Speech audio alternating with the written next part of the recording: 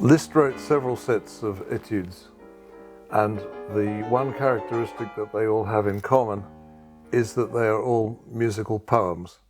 They are never exercises, even in one or two technical tricks, although you have to have a complete and comprehensive technique to play all of Liszt's etudes well.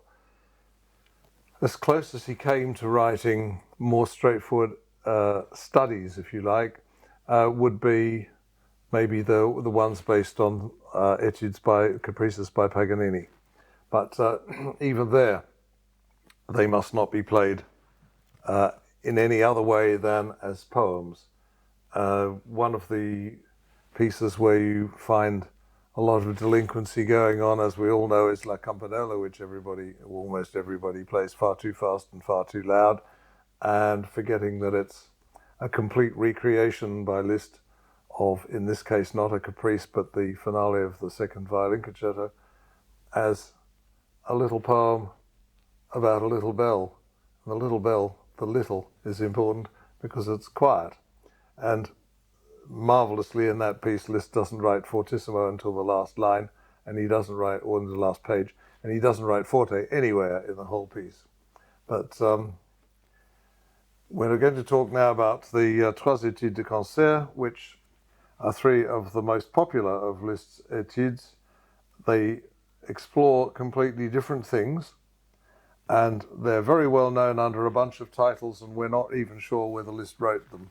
They were announced by an editor in Liszt's lifetime, but the first edition that actually has the titles, Lamento, La Leggierezza, and Un Sospiro, didn't come out until after Liszt's death. But in any case, these titles are not too bad as titles go. And Liszt worked very hard at these, and the edition that's in general circulation uses as its principal source the first edition, in which there are a few errors, some of which you can work out by musical logical thought, and others of which we were happily able to get right because the manuscript turned up relatively recently and is in a library in France, not far from Paris, in Royaumont. And it's the manuscript of all three is written in a single book, so it's quite clear that they belong together. And there's one trial manuscript in Weimar for Il Lamento, but that's clearly a draft. But this book, which is a bound book full, and Liszt has covered 50-odd pages of music in it. And they make a very good change if you've only played the Trascendental Etudes, not to say anything disparaging about them. The first of these studies has a call to attention at the beginning and a little flourish, but after that relaxes into one of Liszt's loveliest melodies. It starts from...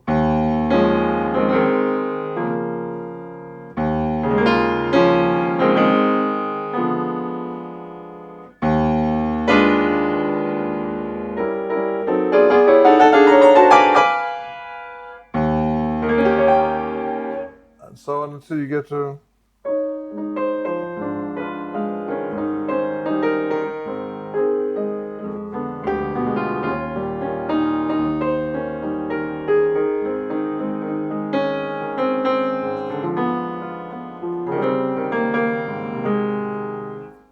Liszt very often does this, putting a tune with the left thumb, an accompaniment, and lets the right hand rest. And it's a good study. If you ever play pieces that are for the left hand by itself, you'll see how beautiful the left hand is for...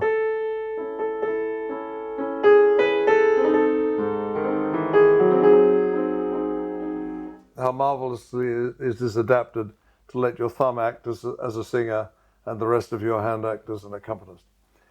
And so Liszt comes and goes on this in this piece, as he does. There's a famous passage of a similar nature in Valet d'Obermann, for example. Textually, this one isn't too much of a problem. There's trying to find the exact point. There's one note, yes, I found it, where many editions have a C natural when it should jolly well be a C sharp, which is...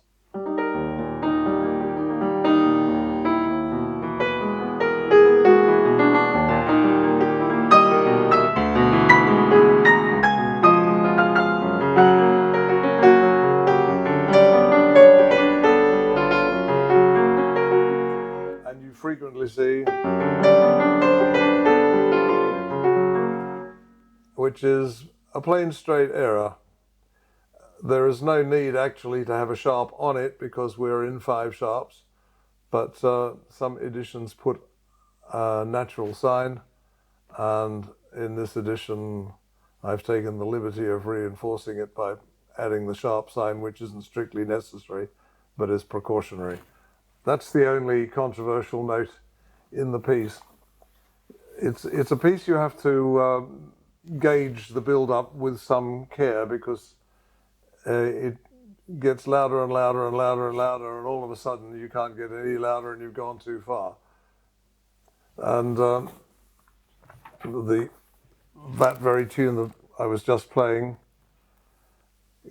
is part of the build-up from here.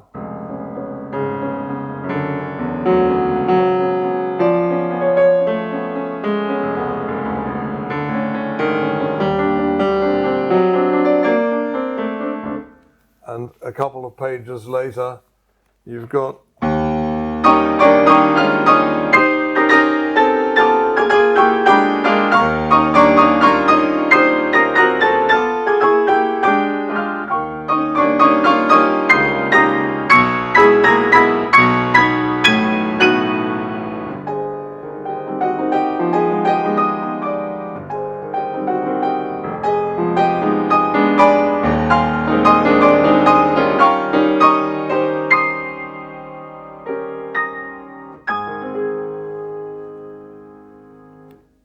just for this very chord.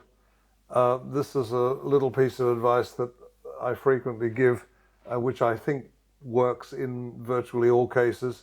If you have an arpeggiated chord in the left hand and a simple chord in the right hand, play the chord in the right hand together with the bottom note of the arpeggio, so that you don't mix this and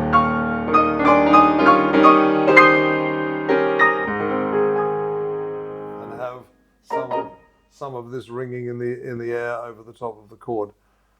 It very often happens that if you arpeggiate before the beat, you end up mixing 2 harmonies together that you would really rather not. I suppose the only other controversial thing about this study is the crescendo in the second last bar. It's clearly in the manuscript. It's not in some editions, but many editions end this study quietly, but I think that's not what it does. And they print the arpeggio in semiquavers instead of demi-semiquavers, so it must be somewhat dramatic. Liszt writes calmato before this, so...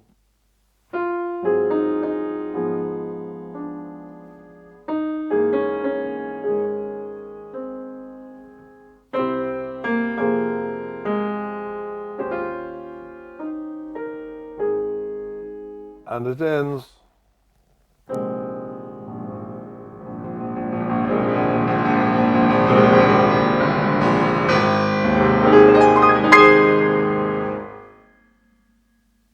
Which is not an uncharacteristic thing to do, and it's not, as some people would have it,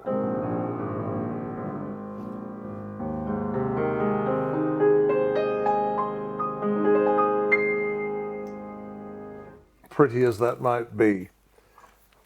The second etude is somewhat the province of the delinquent, and is very frequently played too fast, and where the technical stuff gets in the way of the melody and you don't get the articulation right.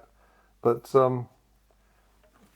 another one of Liszt's famous tempo marks, which doesn't come right out and say allegretto, it says quasi allegretto, which you better take to mean not as fast as allegretto. And so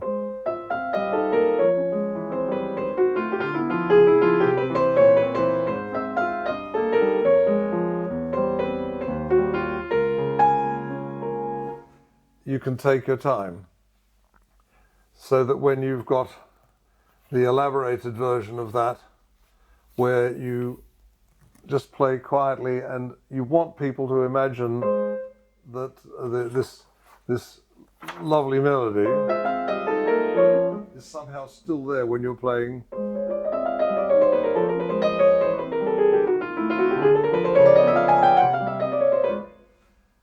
You would like to recall both things simultaneously. There's a famous passage here where Liszt writes two possibilities for the right hand, one which has got, and the other one which has, and virtually everybody plays this ossia, which he's marked ossia più difficile, and I think you can take it that's probably what he would have played himself if he ever played this piece in public, which we do not know. We do know that he played the last one, the third one on Sospiro in public, but we don't actually have any evidence at all to suggest that he ever played this one. The end of this piece should not be messed about with. It was the fashion earlier in the 20th century not to be happy with the quiet ending that Liszt put on the work, and so they play a fancy little flourish, and there's a published one by Theodore Leggierezza, which is a curiosity, but please look at it and then discard it. So just keep it quiet and simple.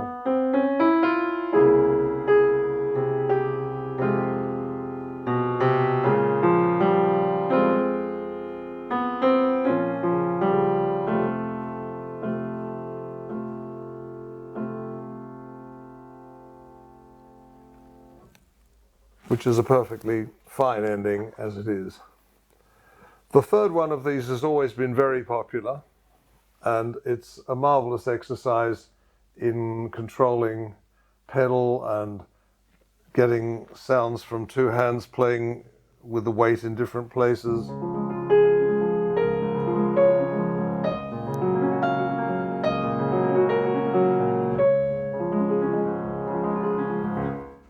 And it's enormous fun to play, apart from anything else, once you get on top of the basic thing of crossing your hands all the time. The second statement of this tune produces an error which is so common, you wonder whether anyone's ever looked at the score properly ever, or if they've just listened to somebody's recording of it.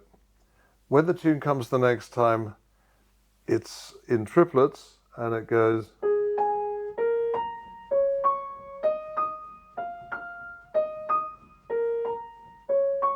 So if it were in 12/8, it would be 1, 2, 3, 4, 5, 6, 7, 8, 9, 10, and so on. Once they put that together with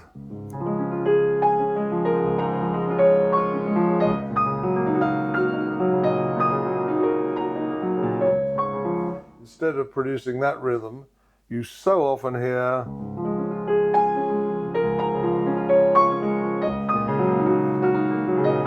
which is 1, 2, 3, 4, 1, 2, 3, 4, 1, 2, 3, 4, and it really will not do. The triplets are absolutely necessary. The middle section has a famous wrong note in most editions, which is A sharp on the bottom there, because it's missing in the first edition, but in the manuscript it's perfectly clear. It's and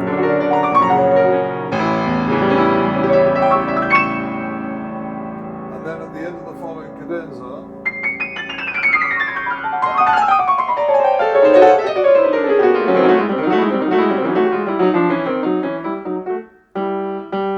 this note here is a G natural, but it is very often printed,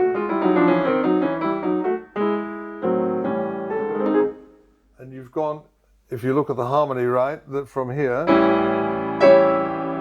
the cadenza,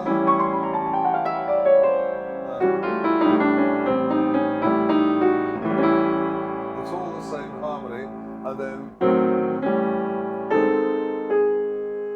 so apart from that it is clearly a G natural in the manuscript, it is indubitably the right harmony.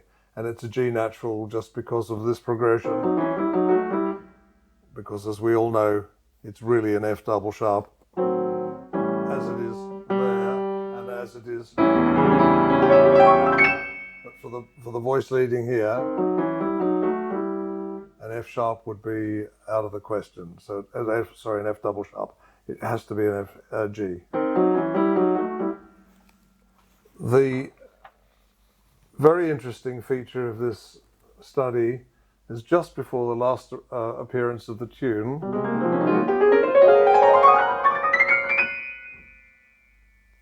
And it then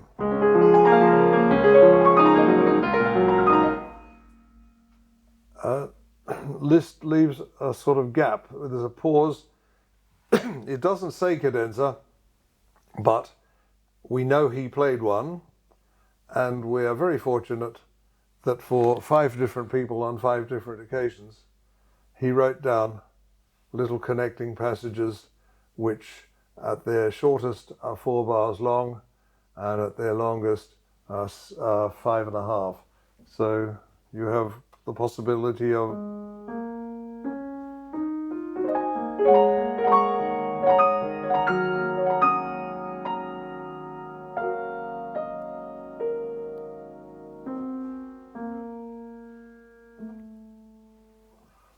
or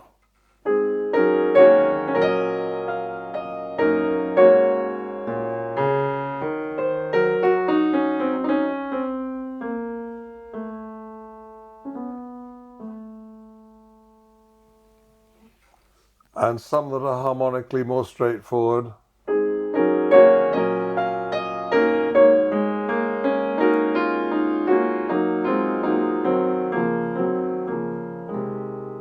The simplest one.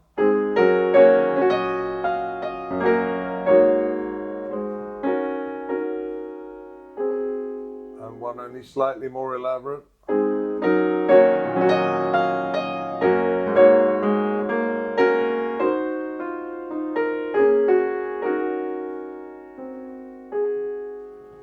And they're all worth a shot. My personal favorite is this one.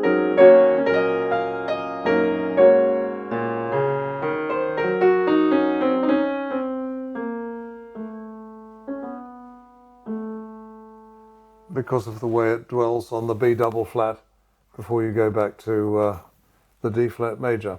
Similarly, at the end of the piece, Liszt also wrote an alternative coda. The coda, as in the original edition and in the manuscript, goes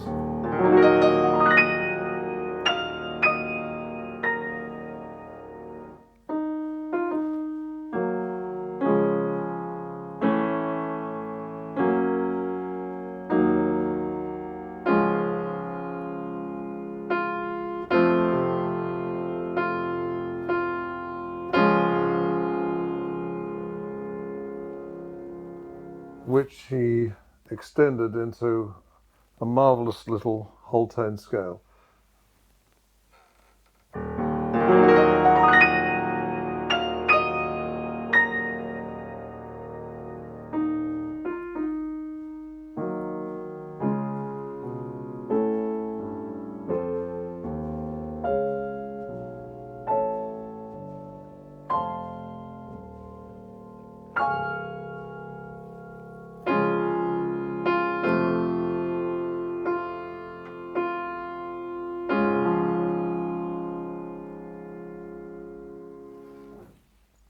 And I would suggest that one's worth having a good look at as well. All of these extra bits date from the late 1870s, early 1880s. So they are some distance removed from the time that the original study was written. And of course, we must look upon them as optional rather than compulsory, but they're rather nice. And that's really all I have to say by way of an introduction to the Trois études de concert.